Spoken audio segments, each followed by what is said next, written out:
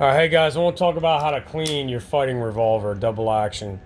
Some important things to note. It's important to clean your revolver.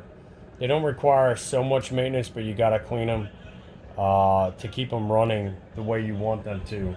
It also gives you a chance to make sure everything is fit and everything is tight and there's nothing wrong. There's been a couple times I've been cleaning my gun, and that's when I noticed that something needed really serious attention on the 686 years and years ago.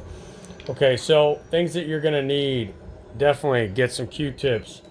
Get yourself a good can of lubricant or gun scrubber, and then these Remington oil wipes are awesome, as well as some kind of rod that you can attach rags to, and also a brush. Pause it.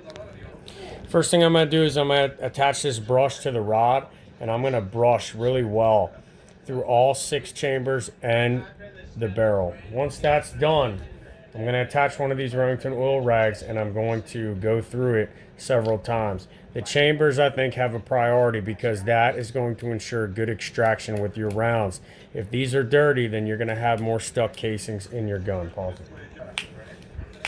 Okay.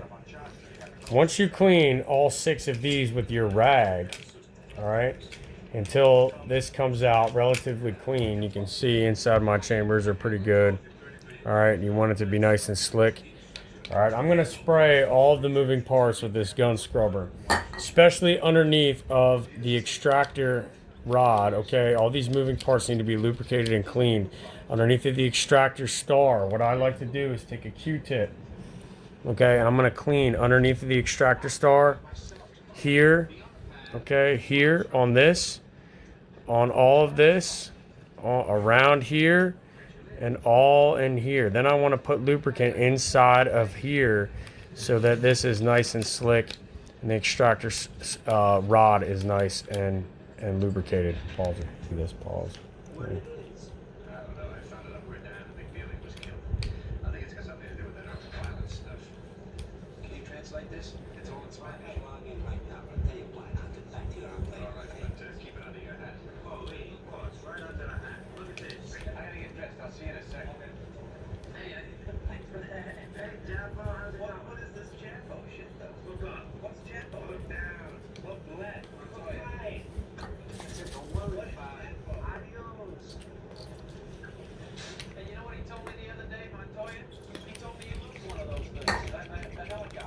All right, in addition to wiping the outside of the gun, you need to get inside of the frame itself. So inside of the frame, all right, around the firing pin, around the, and forgive me for not knowing the exact nomenclature of the names of all these parts, but you want to get inside of this mechanism here and wipe that down good. You also want to make sure you get the forcing cone. Okay, the forcing cone on K-frames, back in the day, was where you saw the most damage after shooting magnum rounds. The forcing cone is right here.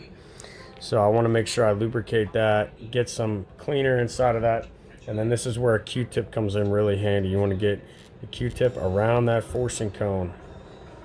Get all that gunk out of there.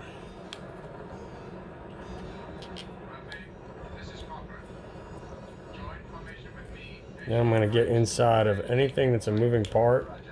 Q-tips are great. Okay, now I can cock the hammer and I can get my Q-tip inside of where the firing pin is, the hammer on there. Just be careful not to get your Q-tip stuck in there and have the actual Q-tip stuck. I'm going to put some gun scrubber inside of that mechanism as well. Okay, another thing you can do is these little notches on the cylinder can get a little bit dirty. You want to make sure you hit those up right here. Okay. And that's about it, guys. All right, get your rear sight cleaned off. Outside of the gun, stainless steel guns are a lot easier to take care of and maintain. That's why police officers were using them a lot in the 1980s. All right, you can take your grip off and clean inside of there, but regular maintenance I think should remain up in here, especially in your chambers. That is really the priority. all the moving parts, and making sure your chambers, forcing cone, barrel, and all that are clean. All right, guys. Thanks for watching.